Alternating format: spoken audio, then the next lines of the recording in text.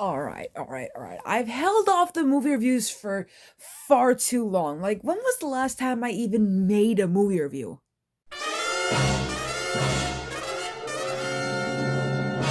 1 month ago, exactly. 1 month ago, that was when I made my last movie review. It was Inspector Gadget 1 and 2, and wouldn't that count as a year? Okay, no, I know. Okay, boo me. Go ahead, boo me. That was a horrible joke. I'm sorry.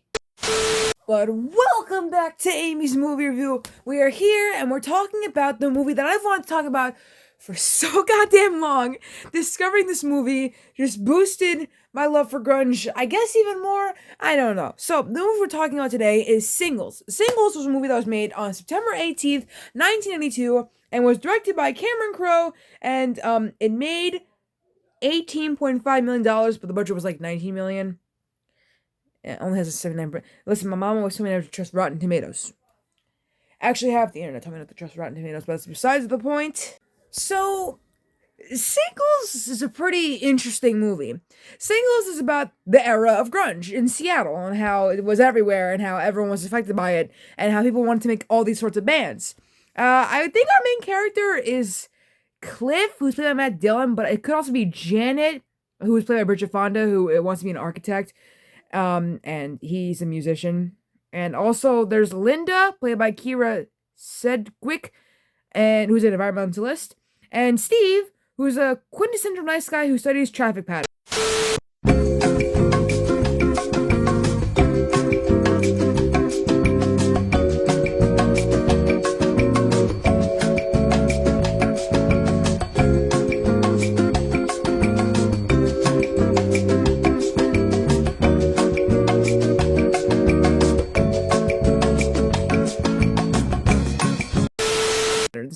I don't know who's exactly the main character because my only focus was, well, my only focus was the fact that we have 3 out of the 4 grunge 4 in this movie. That's right, we have Alice in Chains, Soundgarden, and Pearl Jam. I know what you're thinking. What's the grunge 4?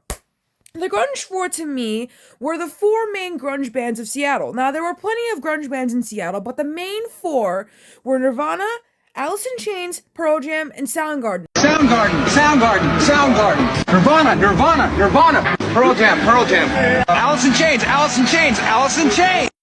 And in the movie, we only have Soundgarden, Alice in Chains, and Pearl Jam. And Nirvana, unfortunately, isn't in the movie. I have a whole interview about this that I will link down below. But to keep it short, they were offered it. They didn't want to be in it, which is understandable. But then instead the movie got like someone to parody one of their songs, which is also not right. And to be fair, most grunge 4 bands don't have big roles in this movie. Like, this is Chris Cornell's only cameo besides him singing, I think, a couple songs he wrote. Alice in Chains, as far as I know, only had 1 scene, while Pearl Jam played the main character's band, Cliff. He plays Pearl Jam plays the main character's band. Eddie is the drummer, which I want to know who did that. But it's really interesting to see the Pearl Jam guys here. Okay, look here. Here's Stone, not Stone. Jeff and Eddie.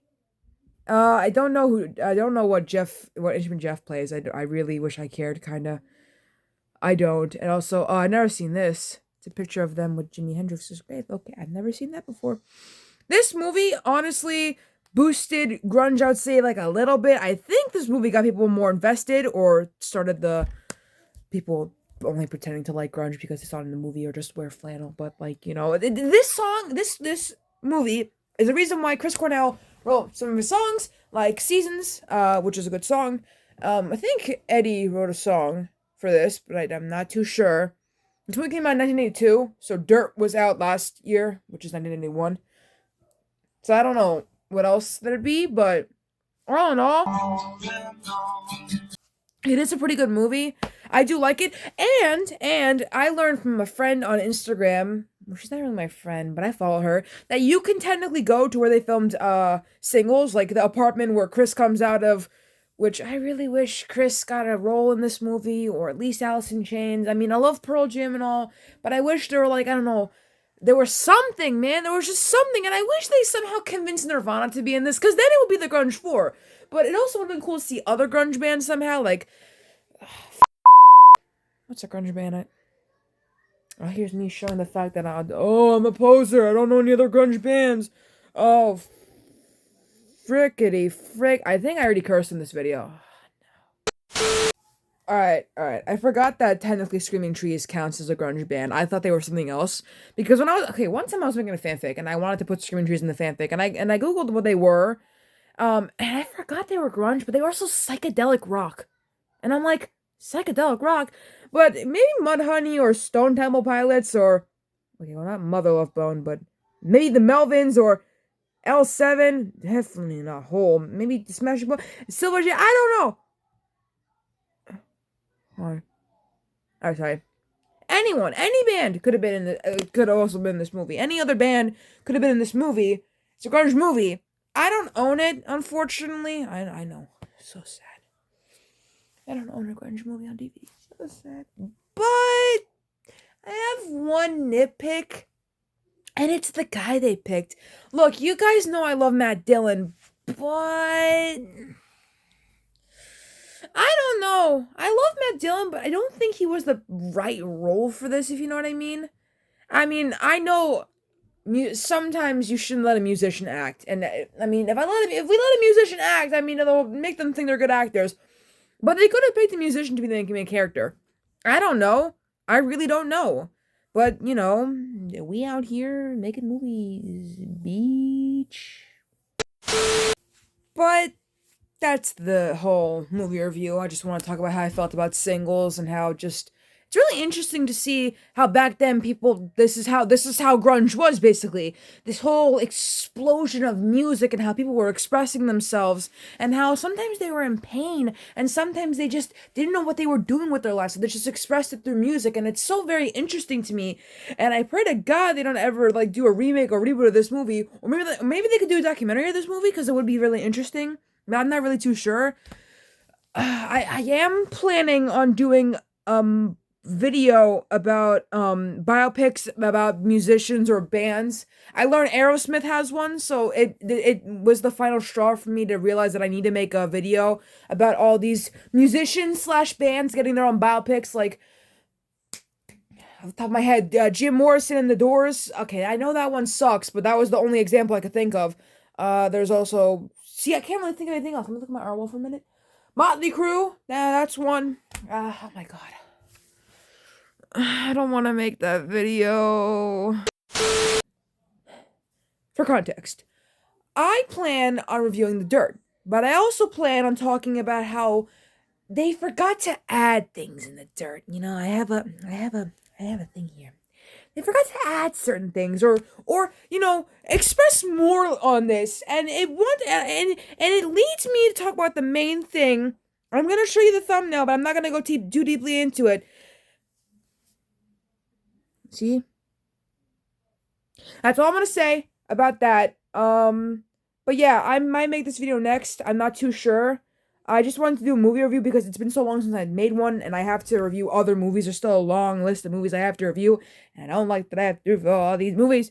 Like, the next movie I have to review is Fred. I have to watch all the Fred movies. I have to rewatch the Fred movies because it's been a while since I've seen the Fred movies. I remember watching Fred 2 on Nickelodeon. That's weird. I remember watching Fred 2, but I don't remember watching Fred... No, I did watch Fred 1. Okay, I think Nickelodeon was doing like a marathon of Fred 1 and 2, and Fred 3 wasn't out yet. I think by the time I watched Fred 3, I was done with Fred. I think Lucas was done with Fred, so I was like, okay, all right, this is my last time watching Fred. I miss watching Fred, though. It was really funny, but yeah, I have to do that, and there's so much about The Dirt that I need to buy the book soon. I really desperately need to buy the book, because by the time I review the movie, I'm gonna have notes, okay? I'm gonna do the one thing a filmmaker always does, and it's read the source material, take notes while watching the movie, compare the notes, realize the movie's fucked up, and just realize that they don't know what they're doing sometimes. Sorry, hold on. That sometimes, even if you have the band or the person whose life you're making the movie about involved, they still manage to fuck it up somehow. I have to censor every time I say the F word, and I hate that, but I got no choice. So, that's the next video. Thanks for watching. Fred, the review will come out soon. I don't know when. We also have another video coming out, but tomorrow, though. Tomorrow I'm making a video about David Bowie's acting career because tomorrow is his birthday, and also Tuesday is the day he died, so maybe a drawing for him on that day. And then tomorrow it's like taking a look at his career. Not reviewing Labyrinth yet. Labyrinth comes after I review The Pursuit of Happiness with Will and Jaden Smith. I know what y'all thinking, and listen, this was way before the slap.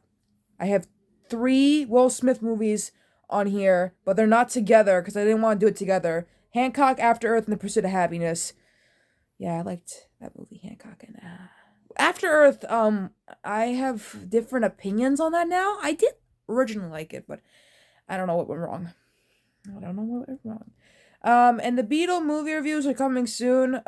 See, I'm doing this with my sister Sophia, and she hasn't gotten over Yellow Submarine yet, I think. Well, I think she's fine now, but we have to watch Magical Mystery Tour, and she said she's ready, but I don't know if she's really ready, because there's a lot of foolishness in that video. But, yep, that's all I got. Oh, the camera's tilting.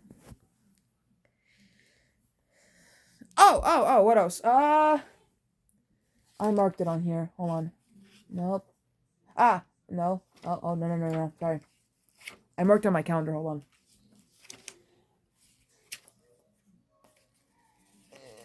April 11th, you're getting a vlog.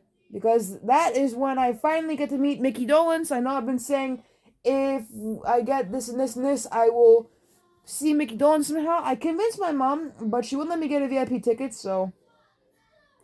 Anyways, I really wish I got a VIP ticket, though, because if I got a VIP ticket, I wanted to ask Mickey if he knows about... Well, that's a video for another time.